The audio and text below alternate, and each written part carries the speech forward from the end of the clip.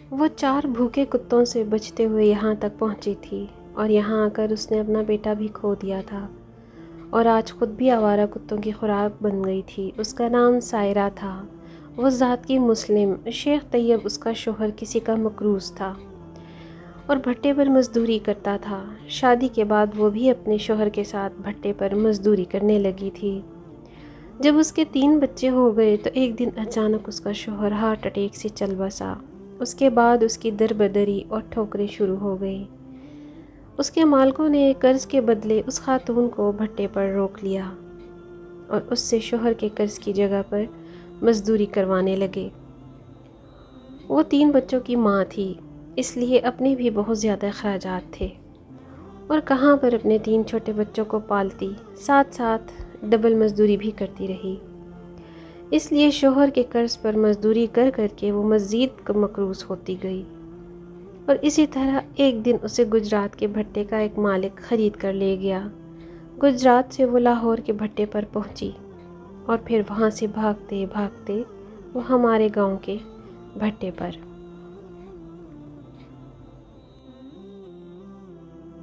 یہاں تک پہنچتے پہنچتے اس پر موجود قرض 4 گنا بڑھ گیا ہوا تھا۔ اس کا جوان بیٹا اور بیٹی بھی اس کی مدد کرتے تھے، مگر اب ان کے لیے عمر بھر یہ قرض ادا کرنا ناممکن تھا۔ غلطی اس کی بھی نہیں تھی، عمر کے ساتھ ساتھ اس کی کمزور ہڈیاں بھی اب جواب دینے لگی تھیں۔ قرض کی بات تو دور کی، بس صرف یہی تھا کہ اب وہ اپنا اور اپنے بچوں کا پیٹ پالنا چاہتی تھی اور مشقت محنت کرتی تھی۔ انتظامیہ اس سے بہت مطمئن تھی کہ ایک دن وہ امتحان کا دن بھی آ پہنچا۔ انہوں نے کچی مٹی کو جمع کر کے کافی ساری اینٹیں بنا رکھی تھیں کہ اچانک موسم خراب ہونے لگا اور بہت تیز بارش کے آثار بننے لگے اور ساتھ ہی بارش شروع بھی ہو گئی۔ بھٹے کے مالک نے آ کر ان کو کہا، اگر آپ یہاں سے بھٹے میں رکھ کر آگ دہکا دیں گے تو آپ کو مزدوری ڈبل ملے گی، بصورت دیگر اگر بارش ہو گئی اور یہ اینٹیں بہہ جائیں گی تو آپ کو کسی قسم کی کوئی مزدوری نہیں ادا کی جائے گی۔ کیونکہ ان چاروں کی بہت محنت تھی اس لیے وہ ضائع نہیں کرنا چاہتے تھے۔ لہٰذا لڑکے نے اپنی والدہ اور بہنوں سے کہا کہ آپ بھٹے کے قریب لا کر رکھتے جائیں اور میں اندر آگ دہکا کر ان کو ساتھ جوڑ کر اندر کی طرف آ جاؤں گا۔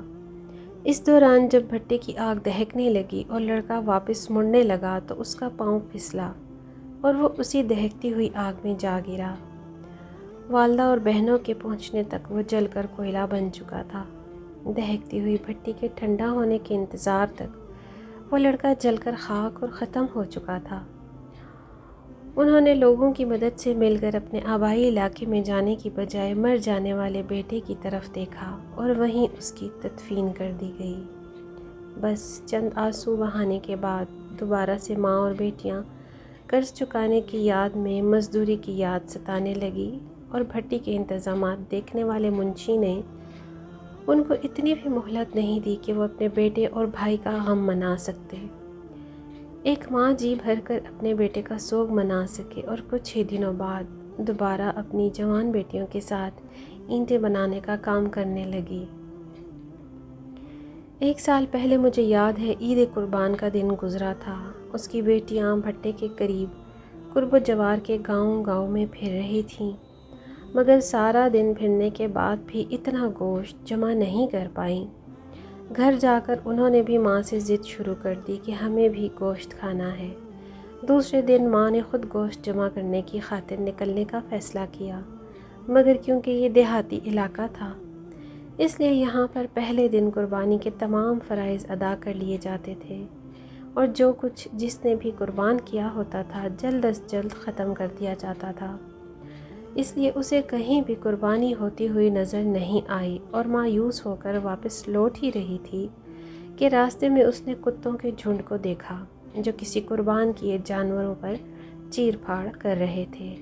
بچوں کا پیٹ بھرنے کی خاطر کتوں سے وہی چھیننے کا فیصلہ کیا تھا کہ اسے صاف کر کے دھو کر چھوٹے چھوٹے ٹکڑوں میں کاٹ کر اپنے بچوں کو کھلا سکے، مگر جو ہی وہ کتوں سے وہ گوشت چھڑانے کے لیے آگے بڑھی، آوارہ کتوں نے اس پر حملہ کر دیا اور اس کو نوچ نوچ کر کھانے لگے۔ اس نے مدد کے لیے بہت چیخو پکار کی، مگر کیونکہ وہ گاؤں سے کافی فاصلے پر تھی اور آس پاس بھی کوئی نہیں تھا، کہیں دور کھیتوں میں لوگ کام کر رہے تھے، اس سے پہلے کہ وہ مرد اس عورت کی چیخو پکار کو سن کر اس کی مدد کے لیے پہنچتے، کتوں نے اس کی گردن کو نوچ ڈالا تھا اور اس کی چیخو پکار بند ہو چکی تھی۔ 2 یا 4 لوگوں نے اس کی چیخو پکار سنی تھی۔ وہ کتوں کی غراہٹ سے اندازہ لگا کر اس عورت کی مدد کے لیے وہاں پہنچے۔ تب تک وہیں پر وہ دم توڑ چکی تھی جہاں پر کتے اسے نوچ رہے تھے۔ ڈاکٹر نے دیکھتے ہی تصدیق کر دی تھی کہ وہ مر چکی ہے اور وجہ بھی بتا دی، ساتھ ہی یہ بھی بتایا کہ یہ تقریباً وہیں مر گئی تھی جہاں سے آپ نے اسے اٹھایا تھا۔ ہمارے ہی گاؤں والوں نے پیسے جمع کر کے خاتون کے کفن دفن کا انتظام کیا، کچھ نقد رقم اس کی بیٹیوں کو بھی دی۔ میں نے اس خاتون کا ذکر اپنے قاری صاحب سے کیا جو کہ انگلینڈ میں مقیم ہیں اور اپنا کاروبار کرتے ہیں۔ اللہ تعالیٰ ان کو خوش رکھے۔ انہوں نے ان بچیوں کا قرض ادا کیا اور گاؤں والوں نے بھٹے کے مالک سے کہلوا کر باقی کا قرض معاف کروا دیا، کیونکہ عید قربان کا دن قریب ہے۔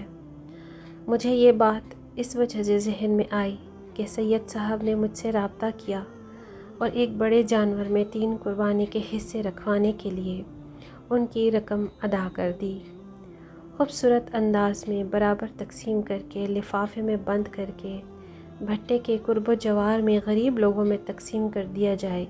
ان کی کال کے بعد میں نے سوچا کہ آپ لوگوں سے میں یہ واقعہ ضرور شیئر کروں اور ساتھ میں آپ سب سے ریکویسٹ بھی کروں تاکہ آپ لوگ بھی قربانی دیں تو بھٹے پر بسنے والے آس پڑوس کے اور قرب و جوار کے مقروض لوگوں کو نظر انداز نہ کریں اور وہاں کے غریب مسکین مسافر لوگوں کا بھی خیال رکھیں۔ آپ اپنے گلی محلے اور ہمسایہ رشتہ داروں میں قربانی کا گوشت تقسیم کریں۔ اپنے ارد گرد کے اور قرب و جوار کے علاقوں کی طرف بھی توجہ دیجیے گا۔ اگلی ویڈیو تک اللہ حافظ۔